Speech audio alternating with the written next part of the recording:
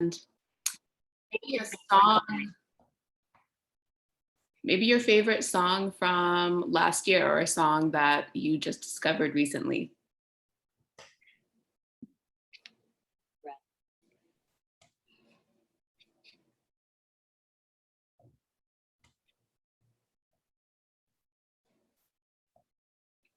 I can go first. But my name's Colleen. I'm on the team with 𝐕𝐢𝐝𝐞. And I'm calling in from the Bay Area. And actually, one of my favorite songs from last year was by 𝐻𝐶 and her. And the name is now escaping me, but they recently performed it on like a Jimmy Fallon show, and it's really great.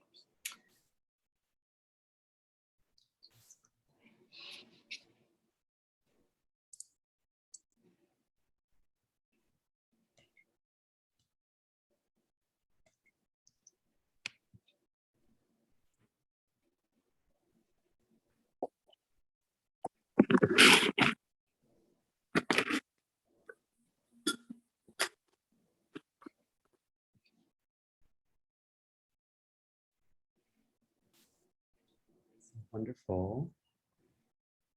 So Colleen, I think I'll begin now. I think it's 7:03. I know y'all have limited time, but folks are coming in and I am so thrilled that you're all here. You know, good morning, good afternoon, good evening, wherever you are in the world. You know, we're really starting the year off with an important topic that is so close to all of our hearts, particularly, you know, Colleen and I being on the team, which is the role of healing. So I promise we'll get to some interaction and getting to talk to one another, getting to know one another a little bit, and really delving deep into this topic, particularly in these, you know, polarizing and difficult times that we're in.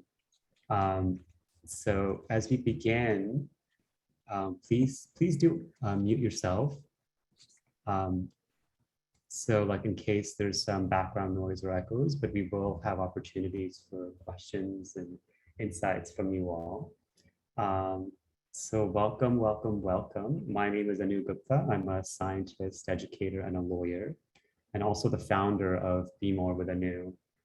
And what we do is we train professionals in breaking bias so they can advance diversity, equity, inclusion, and belonging in their workplaces and communities and universities and schools. So we can really create a world where each one of us belong everywhere in the fullness of our diversity. And today's topic, you know, the role of healing in advancing racial equity is really at the heart of what we're talking about when it comes to DEI and breaking bias. So this is going to be a very interactive session. And before we begin, I do want to say that I don't have all the answers. And there might be a possibility that we may not get healed today. But what I'd like to really invite us to do today is really have and hold that aspiration for ourselves, our community members, and the world. So with that said, and I'll share more about some shared agreements for us, but with that said, I'd love to just invite you all in a short mindfulness practice. This is really how we begin all of our courses and all of our programs. You know, mindfulness is the backbone of, you know, breaking bias, because we become aware of what's happening for us in our minds, and also begin to really slow down these habit patterns that create separation. So wherever you are, you know, come to a comfortable seated or standing position. You can place your hands on your knees or by your side. And if you're comfortable, just bring your eyes to a gentle close. You know, there are folks joining in, so folks that are coming in, I'm going to invite you all to just this breathing exercise with us. You can either place your gaze at a stationary point in front of you, or bring your eyes to a gentle close. And for the first few moments, I'm just going to ask you to bring your awareness to your body, from the top of your head to the bottom of your feet. Notice any place in your body that feels tense or that may be holding.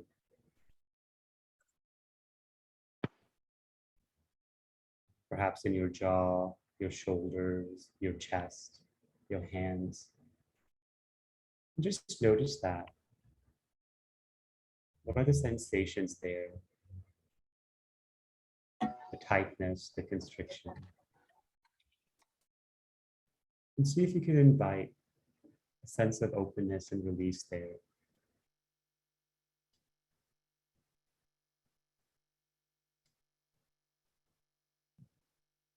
And as you bring that sense of openness and release into the body, bring your awareness to your breath.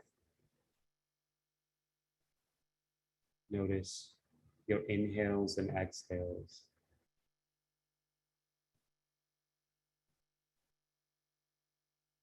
This breath that's been with you since the very moment you were born. I like to think of this breath as my longest living companion. And how appropriate for us to really befriend this breath at a time of a global pandemic where it's hard for people to breathe, and other forms of pandemics as well, where we can't breathe.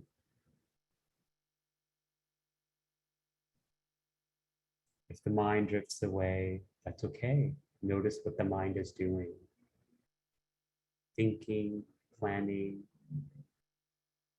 and then returning that awareness, that attention back to your breath. As we come to a close, I'm just going to invite you all to just notice what happens in the mind when I ask the following question. What is healing to you? What is healing to you? However that question lands for you, whatever words, images, sounds, somatic feelings arise, just noticing them. No need to analyze.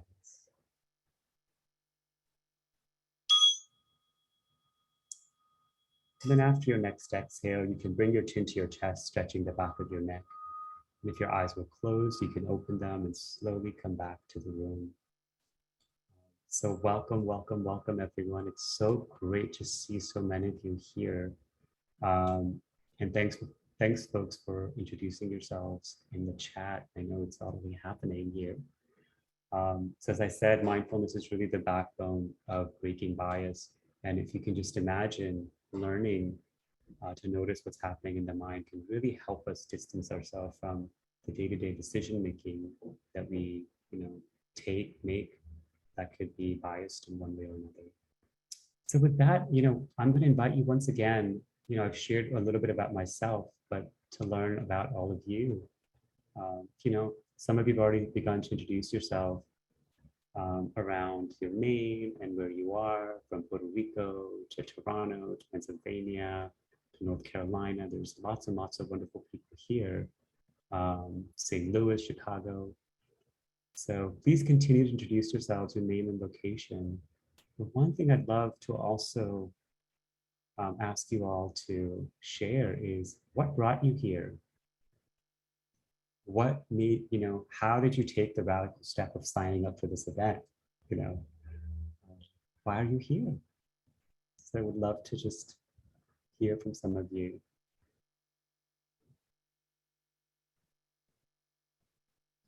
There's probably an intention that you set, perhaps an expectation that you have for being here. So Monique shared exploring resources for my team and myself on racial healing. Wonderful. China shared learning how we bring mindfulness to daily and systemic implementation for racial equity building. Wonderful. Certainly get there. So please continue sharing these, because this is also really important for us to hear and see from one another, because in this conversation around racial healing and advancing DEI, oftentimes we feel like we're the only ones, except there's so many of us here because this is a conversation that's dear to us. Jennifer shared because she wants to learn how she can change racist oppressive systems. It's great. So this is great. Please continue sharing and I'll continue move forward. So as you'll see from one another in the chat, there's so many reasons why we're here. And all of us are at different points of our journeys around breaking bias on DEI. So what we found in engaging in this topic is just 5 shared agreements. I really encourage you all to use them in your workplaces and your communities as well. Having worked with over 50,000 professionals, we've really found that these 5 agreements, once we abide by them, really help and support learning, listening, and discussion. So the first one being really using I statements. So many of you are already modeling that in the chat, but I statements are basically, I think, I believe, in my experience, in my opinion, versus using the royal we or even you, right? Because the idea is we're trying to own what our experience has been, as opposed to being in that separate self, just for the purposes of creating a safe and shame-free experience for everyone that's here. So I hope y'all can, agree to that shared agreement. The second is really commitment to dialogue. I mean, this is why you've all signed up. We want to learn the tools. But this, I share that here is because there's 2 aspects to dialogue that are really important, as Brene Brown's research shows. One is understanding. So having that big picture that I want to foster understanding, build bridges. And the second is kindness and compassion. So really keeping that in the forefront as we engage. Third is staying present. We began this work with a mindfulness exercise for a reason, because this topic of racial healing, of bias, of DEI, it'll take you in so many different directions, in the past, into the future, with everything that's going on. That's okay. Notice that and see if you can return back to the present. Here you are in front of a screen with over 40 people from across the world. Just remembering that, whether it's your seat or your feet. So really kind of staying present. And that is a really important skill that we're gaining as we relate to this topic of breaking bias. Fourth is investigate discomfort. This is really, really important. I guarantee you, many of you may already be uncomfortable or may experience it. But can you be a scientist of your experience? What is the somatics of discomfort feel like? What are the body sensations? What are the thoughts? What are the emotions that arise? So this is what we're really leaning into when it comes to bias. I like to think that everything we need to know about inequality, injustice, we know. Scholars have studied it, they've written books about it and papers about it. Many of you, like myself, have read them. So this is no longer an intellectual problem. This is an emotional challenge. So this is how we're beginning to get rooted into it, by investigating that discomfort. Now, lastly, privacy and confidentiality. This is a sensitive topic, so I really hope that you respect everyone's privacy and confidentiality in engaging. So with that, I'm just going to begin with the question that I posed to you in our meditation, and just ask and see where you all are when it comes to healing. What is healing to you? What does it mean? As you reflect on the role of healing and advancing racial equity, even, or for yourself personally, has nothing to do with DEI. What comes up? Balance, says China. Removing limiting belief systems, Alison. Being introspective, great. Creating space, especially around my heart, being able to trust yourself again. So beautiful, releasing shame, focus on growth from pain. So again, all of these things can be true for us, right? So there's no one answer to healing, but it's a felt sense experience that so many of you are describing. Peace and liberation, forgiveness, forgiving yourself. So it's almost like there's this old adage that, there's a bunch of blind people, trying to describe an elephant by touching the elephant, right? But because they're blind, they're just using their senses of their hands. So one is describing the ear, the other is describing the tail, the other is describing the trunk or the tusk. And that's what we're getting to, when it comes to healing, this concept of healing. All of us are really talking about it from our lived experience and our experiences. Recognition of historical pain, trauma, and actively taking steps to address them through compassion, acceptance. Beautiful. Well, this is it. And I think please continue to share this, but I want to introduce this quote, as we just kind of came from Dr. Martin Luther King Day, and we'll be entering Black History Month in a few days. So Dr. King said, as my suffering mounted, I soon realized that there were two ways in which I could respond: react with bitterness or seek to transform the suffering into a creative force. I decided to follow the latter course. And I love this quote because this really speaks to how I began my journey of healing to advance racial equity. So I'll just speak a little bit about how I got to this work. For me, my healing journey really began with activism.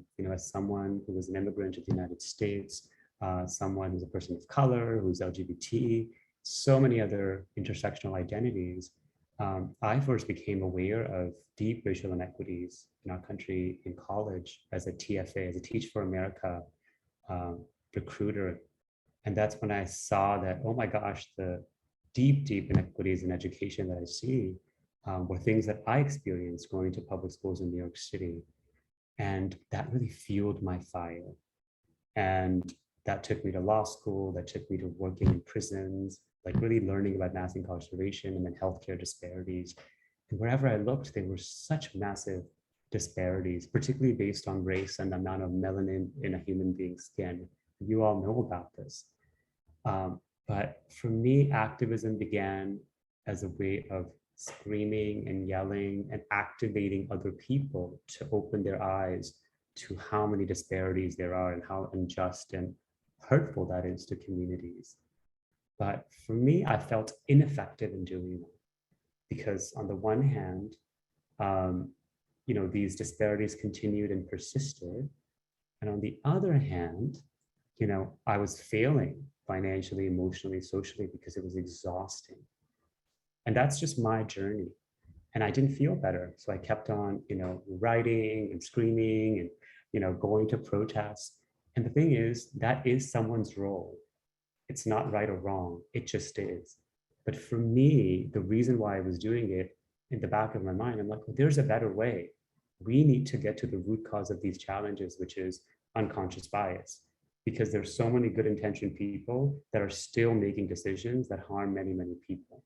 Like no doctor or teacher, at least in my mind, wakes up in the morning to provide biased care or be biased towards their students in the classroom, yet it's happening over and over again. So for me, as someone who knew what's possible, there was a purpose there.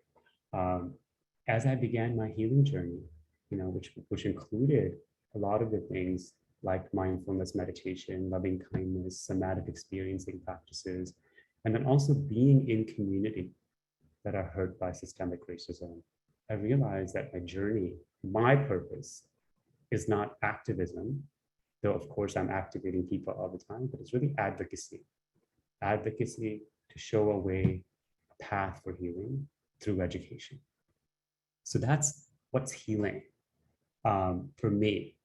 So now what I'd like to do is practice with you all and have you engage with one another and really sharing your journeys with like one other person on this call. This is always risky for us because, we don't know you, we're all strangers, and yet we're not, because we're all in this web interconnected around this idea of racial inequities. So what I'm going to do is, the calling in a moment is going to invite you to be in a dyad, so with one other person. And what we'd like you to share in this dyad with other person is using our shared agreements, I statements, commitment to dialogue, staying present, investigating discomfort, and privacy and confidentiality. Really share what is healing to you. What is healing to you? So in a moment, let me actually do that. Because I know that this is where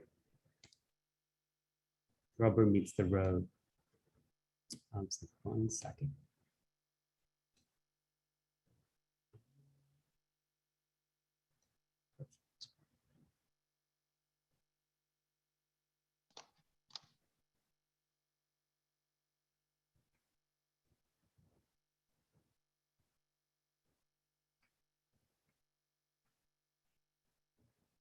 Great. So you should see an invitation in a second or so.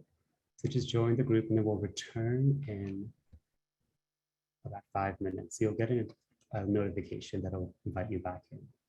So just sharing, what is healing to you using our shared agreements. So we'll see you in 5 minutes.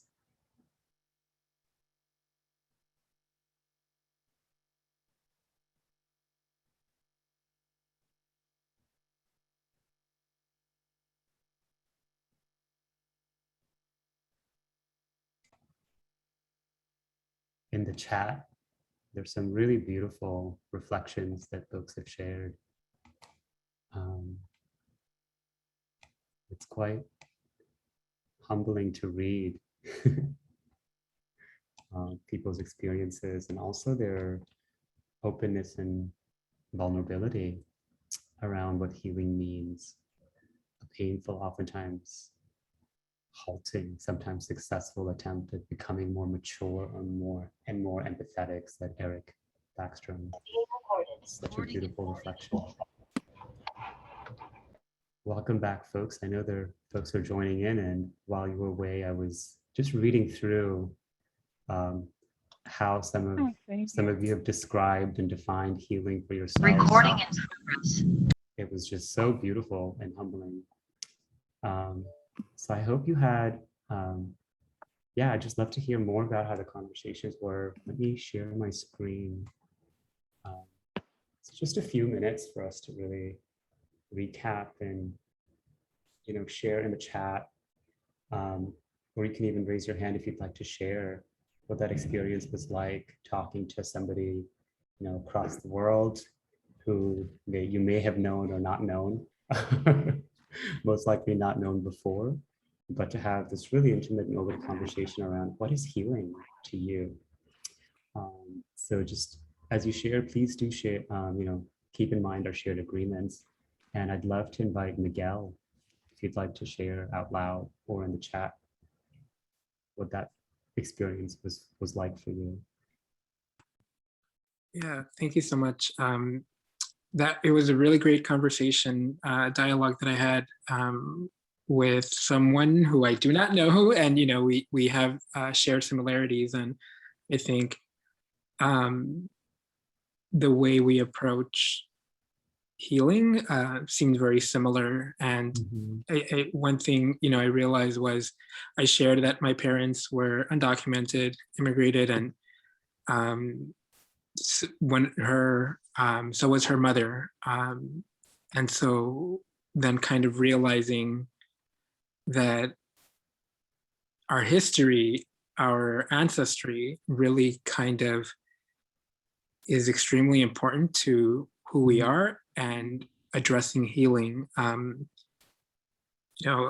my perspective, there's a lot. Healing for me is being introspective in order to address a lot of these ideologies, perspectives, mentalities that are so toxic that were ingrained to me because of my different communities and settings, in living in an undocumented, in a household with undocumented parents who didn't have very much education, who felt like they needed to be complacent and be thankful for what they have. So just a really great session. Yeah, what I love about that, Miguel, is that, this gave you an opportunity to see and feel parts of yourself in another human being, right? And as human beings, that's what we crave. And what bias does, what exclusion does, is makes us feel like we're alone, that there's something wrong with us. It's just a constant experience of being gaslit, where we feel something about us, but we feel like, oh, there's something within us that we can't change, that is wrong, that is unworthy. So yeah, that's beautiful. Thank you for sharing that. And I'm so glad you had that experience.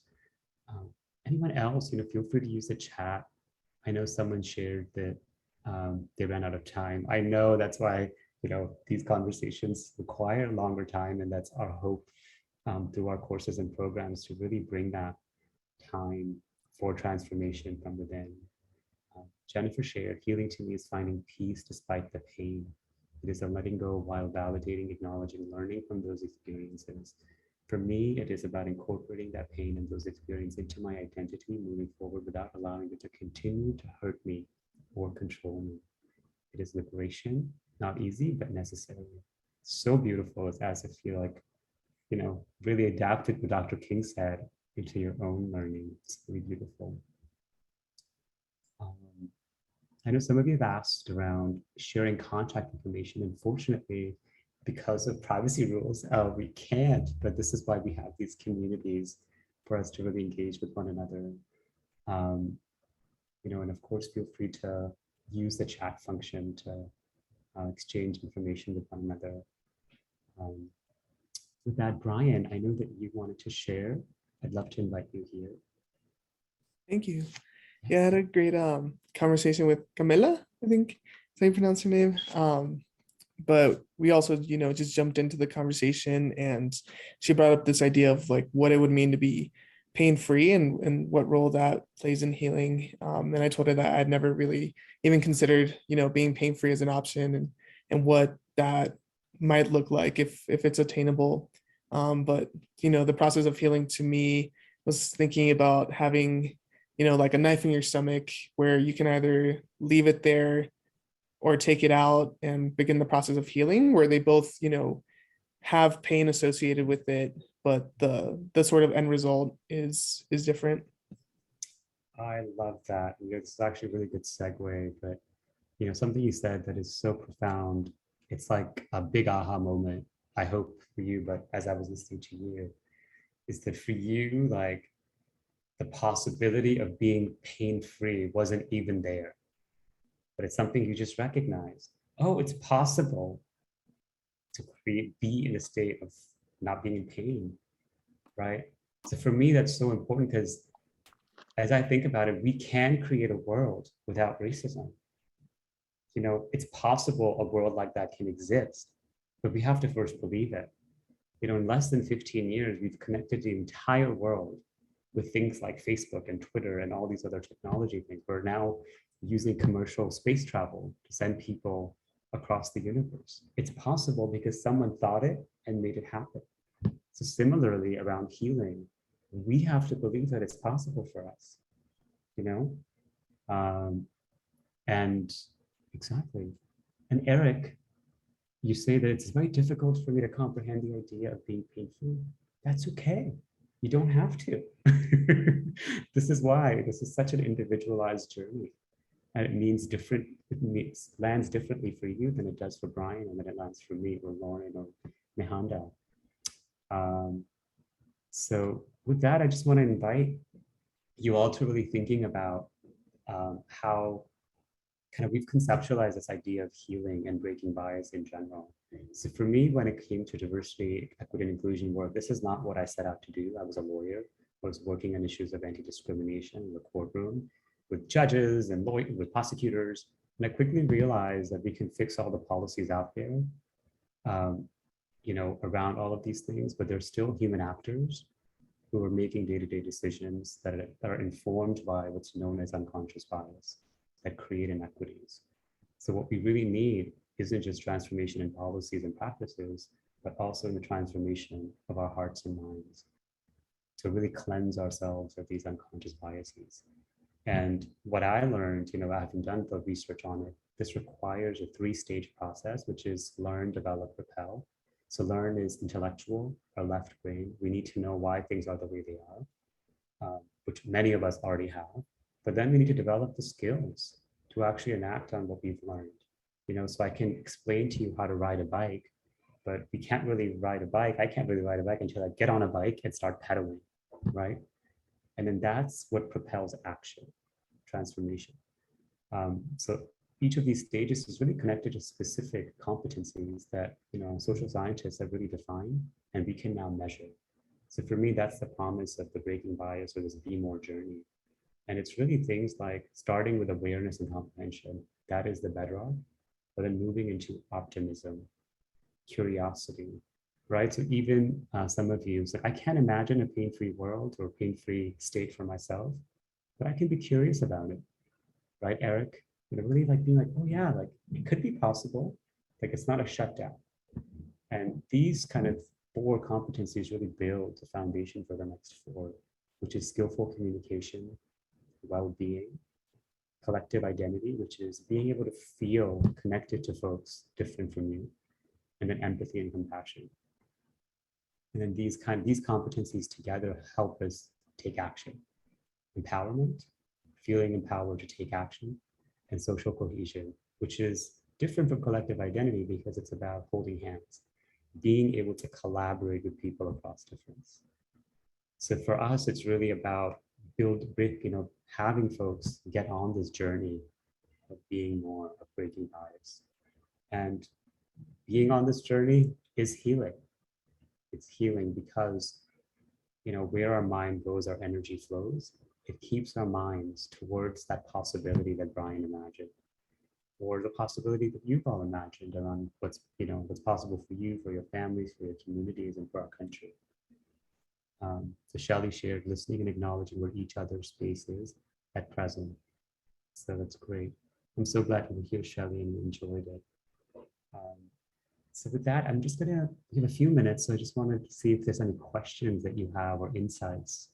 I know Shelley shared that she'd like to move forward to continue to grow and being active, speaking up in situations where, she or others are uncomfortable. Any other questions as you're, looking through the Be More journey, or as you kind of leave? Perfect. Eric, you can speak out loud or chat. Yeah, I decided to, can you hear me? Because my image isn't coming up. Okay. Yes, we can hear you. So I decided to say this because to chat it would take too long.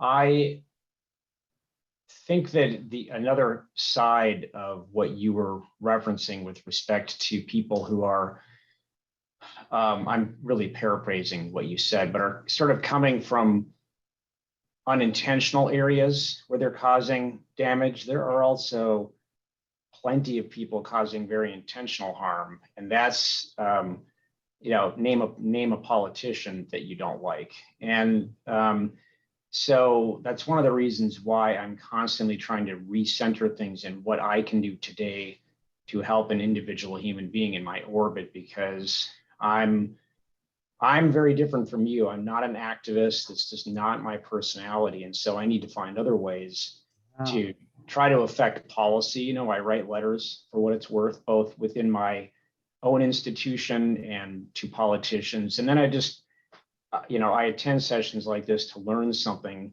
so that I can help the students I work with, for example. And so bringing it into what I can do individually is a really important part of my own healing process.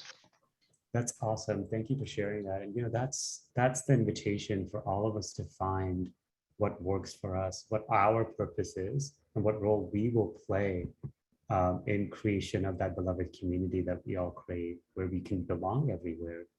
And there's no one way to do it. So I think that discovery is so important. Kim asked, do you have any recommendations for tools for managing unconscious bias? Well, absolutely. There are lots and lots of books on this topic, but we actually have a bunch of courses on breaking unconscious bias. So we'd love for you all to be a part of it. Actually, let me share what, some next steps for you all as you come out. I know some of you wanted to connect with one another. So one thing I'd love for you all to do, if you're able to even right now, just follow us on social media, Instagram, TikTok, Twitter, Facebook, or LinkedIn. And this is how we're engaging in conversations on a day-to-day basis, really thinking about solutions, innovating solutions to these age-old problems. So if this is something, be a part of our community and engage with us and share with us what's happening for you in a shame-free way, but also so we can work together, we collaborate together to create this world we want to create. The other is we actually have a free DEI challenge, which really goes deeper into what's needed. Like, what is DEI? Why is it important? And what's needed to really advance DEI? Completely free, but it's 15 minutes a day for 4 days. So if you're interested, I'd love for you all to just participate and engage with us around that, because this is what I believe the industry of the 21st century. We can create the technologies, we can create all of these things, but DEI is about dealing with human beings. It's about who we are as human beings, diverse, right? From different ways. And how do we engage with one another in a way that's truly equitable, to let go of the historical traumas that have divided us and heal that together. The third is, would love for you or for you to gift other folks one of our courses known as Breaking Bias with Mindfulness. It's a meditation course. It's 7 days, but it's about really learning each one of the 5 tools that have shown to break bias, mindfulness being one of them. So, it's basically 15 minutes a day, but you can go on our website under courses, Breaking Bias with Mindfulness, and use the code Beloved Community. Someone liked that quote by Dr. King. I'll share the quote. It's, our goal is to build a beloved community, and this will require qualitative changes in our hearts and quantitative shifts in our lives. So this is the work of creating qualitative and quantitative shifts, and that's going to require practice. Breaking bias is about building new habits, new practices for behavior change. So I hope, you'll be part of our community and work with us in that way. We also work with schools, universities, communities, companies, and organizations to really bring this approach that is shame-free and science-backed to really support them in breaking bias and advancing DEI. So with that, some best practices after this session, we talked about a lot of things. You all probably have thought through these issues. Some things might have come up, and because there's so many of us, we may not have been able to address them all. That's okay. I'd love for you to just take 15 to 30 minutes for recovery. And what that means is get embodied, which basically means not in our heads, in our bodies. Of course, if there's ideas, please jot them down, journal, write. But at some point, just get up, stretch, breathe, walk. And you'll see how, because this was a huge part of my journey as someone who's like an academic and a thinker, I'd be in my head all the time. So this is really supportive. So I'm going to really invite you to do that. And lastly, we'll stick around for a few minutes after for any questions you may have about anything. So with that, I'm going to leave you with one of my teacher's quotes, Jack Kornfield, who said, "Our sorrows and wounds are healed only when we touch them with compassion." So my invitation for you all is to be, as we begin the new year, as we're in this new year, really touching that pain within with compassion, being that source of love for yourselves before we can share that love with others. So as a closing exercise, I'd love for you to share any one commitment you'd like to make for your healing. Again, this is about intention setting and having you be witness to the intentions of others on this call, on this. Feel free to type it. Let it be imperfect, says Kim. Beautiful.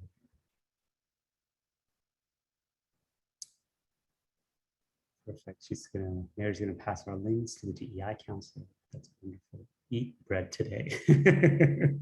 That can be truly healing. That is a really wonderful thing. Focus more on curiosity rather than certainty. Sharing my healing journey. Yes, having other people be witness to you. Being more open. May I make a comment? Yes, please. Who is it?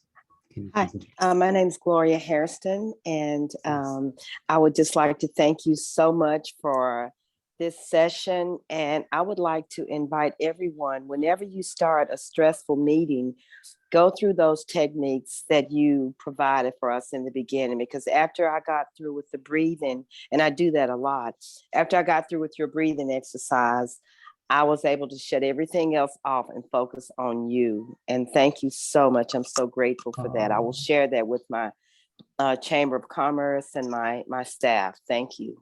Of course, Gloria, I'm so glad. This is that breath that you have, that each one of us has. That is our best friend. It's always there. So please befriend it. That's my hope. So thank you all so much. Monique should incorporate more embodied time. meditation, being kinder to myself in my healing and with others. Oh, yay, Kim, another fellow Southern Jammer. That's awesome. So thank you all once again. We'll stick around for a few, any questions and insights you may have. But I know if you have to head out, please feel free to do that. We'll also have another one of these gatherings in a month at the end of February. So definitely go on our website to register for that, and we'll see you back here then. Yes, thank you all. And feel free to message me with any questions, or you can unmute yourselves also. Thank you, Mihanda. Thank you, Demetrius. Thank you, Jamie. Thank you, Shelley. Thank you, Tatiana. Thank you, Valenza. Thank you, Leah. Thank you, Kim. Thank you all.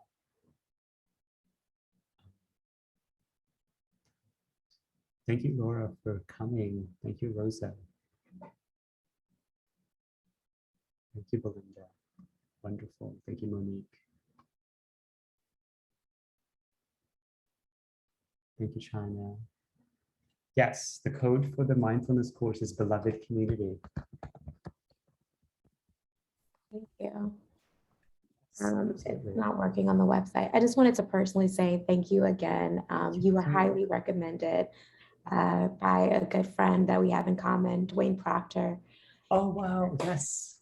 Yeah, so he said the absolute best things about you, and they're all true. So thank you so much for sharing this platform and this space. Oh, yes, absolutely. I'm so glad we connected, and let me double check on the code. Hopefully it'll work. Yeah, is your information on the website? I'll connect with you offline. Yes. So it's just info@ or anu@bmore with a new. Sweet. All right. Well, thank you again. Have a wonderful day. Bye. Bye. All right, everyone. If there's no questions, we're gonna close the room for now. Thank you, Bill Marie and Carmen as well. We'll see you all next month, hopefully, and on social media and I had a everywhere quick else. question. Oh, yes, please. Sorry about that. No worries, Brian. I had a quick question about the sort of data side of this work. Kind of looking at metrics, things especially to look at as, as an organization and maybe like community-wide, seeing if you have any thoughts on that. Absolutely. This is the crux of our work. So when you saw those 10 competencies, so throughout any of our programs, we actually have assessments built in where we're grading people in those. So like we can actually see where an individual is when it comes to their awareness, comprehension, optimism, curiosity, and then how they're moving forward as they've gone through our programs. We have a pretty deep dive. We have a multi-month program. Folks can take up to a year to complete it. A certification program known as Breaking Racial Bias. So that one, we have basically, we show a movement across those 10 competencies, and on average, folks have moved, over 11 points, over the times around breaking racial bias. So yeah, that's kind of what our hope is, that folks can measure where they are individually on their journey, but then we can aggregate the data for an entire organization. And then how do you, you said that the average change was 11 points, is that right? And so what does that exactly mean when you try to quantify that sort of change? Well, it depends on where a person is starting, right? So we have students that begin at, like, let's say 50 out of 100, and then they move to 65. So that is the incremental change when it comes to those 10 competencies. But the thing about breaking bias is that we're building new habits, habits for well-being, empathy and compassion, skillful communication. So this is where, we're not just learning those skills, we're developing those skills, and that takes time. So for an organization, similarly, the average score at the beginning of their journey with us can be 60 something, right? And then they move to 70 something. So that's a huge transformation, right? Because it's not just changing what they know, it's changing how they behave and act. Yeah, and then my last question, and then I'll stop talking, is no worries. Do y'all do sort of guest speaker sort of events. Just for brief context, I work on this equity action project over here in Colorado, and we have this alumni network. So I was wondering if that would be something that like we could bring y'all in or something virtually, and that's an option. Sure, all the time. Yeah, just contact us on the website, learn more about. There's a tab called Speaking. So Okay. we're in there too. Yeah. Awesome. Well, thank you all so much. Yeah, you're very welcome. Any other questions before we close out the room? Or perfect. Well, thank you all so much for being here. We'll see you next week, and we'll see you in our courses and our communities. Take good care.